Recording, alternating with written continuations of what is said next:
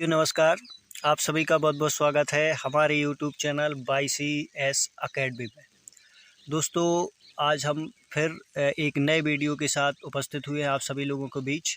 आज के वीडियो में हम चर्चा करने वाले हैं ITI ट्रेनिंग ऑफिसर का जो 16 दिसंबर को जो फर्स्ट एंड सेकंड शिफ्ट का जो पेपर हुआ है, उसमें जो नॉन टेक्निकल के जो 25 क्वेश्चन आते हैं, उनमें से जो भी प्रश्न हमें मिले हैं वो उन पर चर्चा करेंगे इस वीडियो के द्वारा। तो चलिए शुरू करते हैं। इसमें जो अपन को प्रश्न मिले, कुछ साइंस के भी हैं, कुछ प्रश्न कुछ MPGK की हैं, कुछ इतिहास से भी लिए गए हैं। तो सभी तरीके के नॉन टेक में जो 25 प्रश्न आ रहे हैं, उनमें कंप्यूटर भी आ रहा है। तो ध्यान रखें, जिन लोगों का भी आगे वाली शिफ्ट में पेपर है या आने वाले दिनों में पेपर है, वो ज़रूर एक बार इस वीडियो को देख लें और अपने दोस्तों को शेयर करें, ताकि जो भी वीडियो हमारे द्वारा आप लोगों तक पहुँचाई जाए बहुत ही आसानी से पहुँच सके। तो जो प्रश्न हमें मिले हैं, उनमें से पहला प्रश्न है कि ह्यूमन बॉडी या जो मानव शरीर है, इसकी सबसे बड़ी जो ग्रंथि है वो कौन सी है। तो सबसे बड़ी जो ग्रंथि होती है ह्यूमन बॉडी की, वो कौन सी होती है, तो वो मुख्य रूप से है लीवर ग्लैंड। तो लीवर ग्लैंड कहाँ पाई जाती है, पहले तो इसकी चर्चा कर लें। तो खास तौर पर जो लीवर ग्लैंड पाई जाती है वो मुख्य रूप से कहाँ पाई जाती है, कि जो पाचन का अपना हिस्सा होता है लीवर ग्लैंड, ठीक।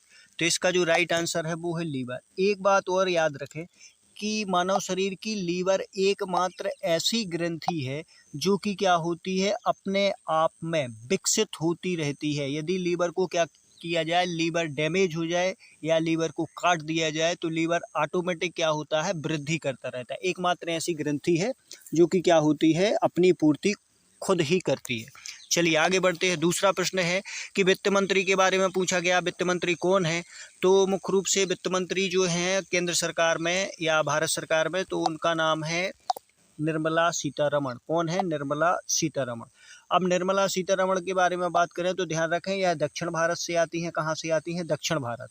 और दूसरी बात यह है कि यह भारत की पहली महिला क्या रही हैं, डिफेंस मिनिस्टर रही हैं। कौन सी रही हैं, डिफेंस मिनिस्टर, मतलब पहली महिला रक्षा मंत्री कौन रही हैं, निर्मला सीतारमण। लेकिन वर्तमान में क्या है, वो वित्त मंत्री है।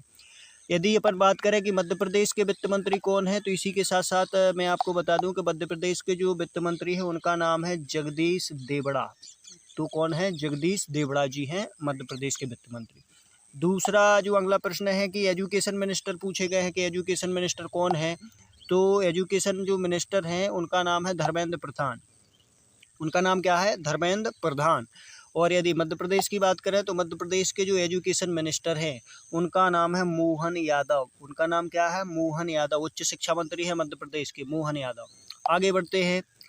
अब जी पूछा गया था, दिवस से संबंधित प्रश्न पूछा गया है कि जैव विविधता दिवस कब मनाया जाता है। तो ध्यान रखें दोस्तों, जैव विविधता दिवस, और इसमें पूछे अंतर्राष्ट्रीय जैव विविधता दिवस, तो ये कब मनाया जाता है, 22 मई को मनाया जाता है, ठीक।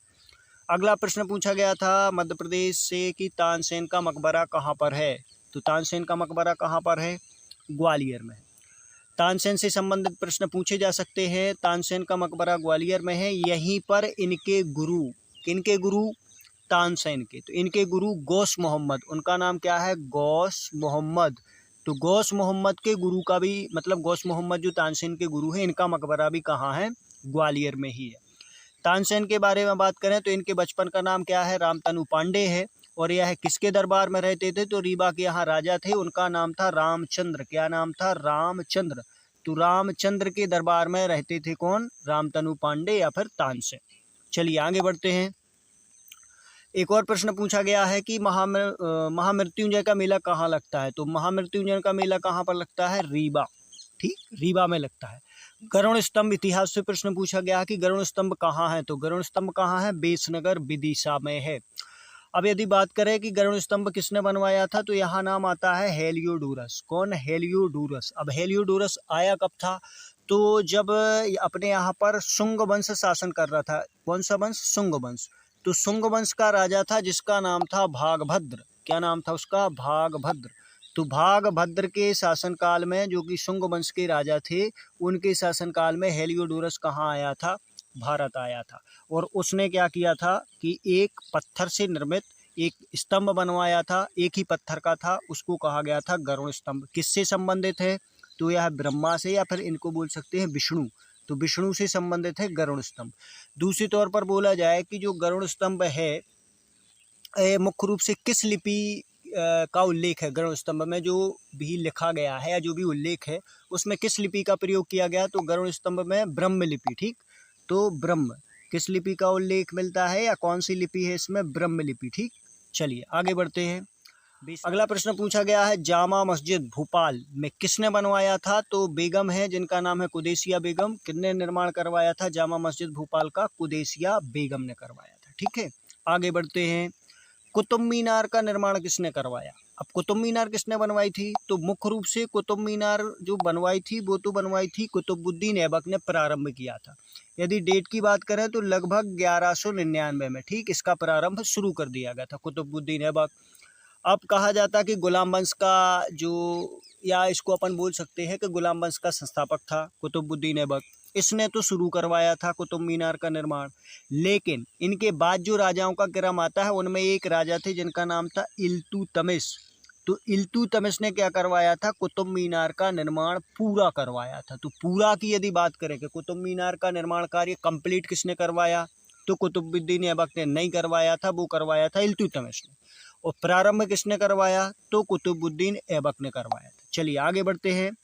राफेल नडाल ने कौन सा ग्रैंड स्लैम जीता, तो ध्यान रखें ग्रैंड स्लैम जो 4 प्रकार के होते हैं जिनमें से राफेल नडाल ने कौन सा जीता था, फ्रेंच ओपन जीता था। ठीक, यूएसए होता है, विंबलडन होता है, इस तरीके से क्या होते हैं जी, ग्रैंड स्लैम होते 4 होते हैं जिनमें से राफेल नडाल ने तीसरे नंबर या फिर बोले तो फ्रेंच ओपन जीता था। अगला प्रश्न है हड़प नीति से संबंधित। तो हो सकता है प्रश्न पूछा गया हो कि हड़प नीति कब लागू की गई, ऐसा भी पूछा जा सकता है। जो प्रश्न मिला है उसमें इसी तरीके से प्रश्न आया है हड़प नीति। तो हड़प नीति किसके द्वारा लागू की गई, तो मुख्य रूप से जो डलहौजी थे, ठीक, इनके द्वारा हड़प नीति का उपयोग किया गया। टाइम की यदि बात करें तो 1848 से 1856 तक रहे हैं लॉर्ड डलहौजी। कब तक रहे हैं, 56 तक।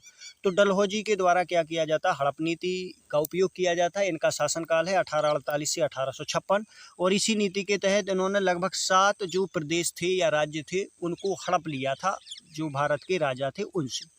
अगला प्रश्न विज्ञान से आया है कि विटामिन ए का रासायनिक नाम क्या है। तो जो विटामिन है इनके रासायनिक नाम भी पूछे जाने लगे हैं। तो इसका रासायनिक नाम क्या है, रेटिनॉल। अब पूछा जा सकता है कि भाई इसकी कमी से क्या कारण, मतलब कौन सा रोग होता है, तो इसकी कमी से क्या होता है, विटामिन ए या रेटिनॉल की कमी से रतौंधी जैसी स्थिति उत्पन्न होती है।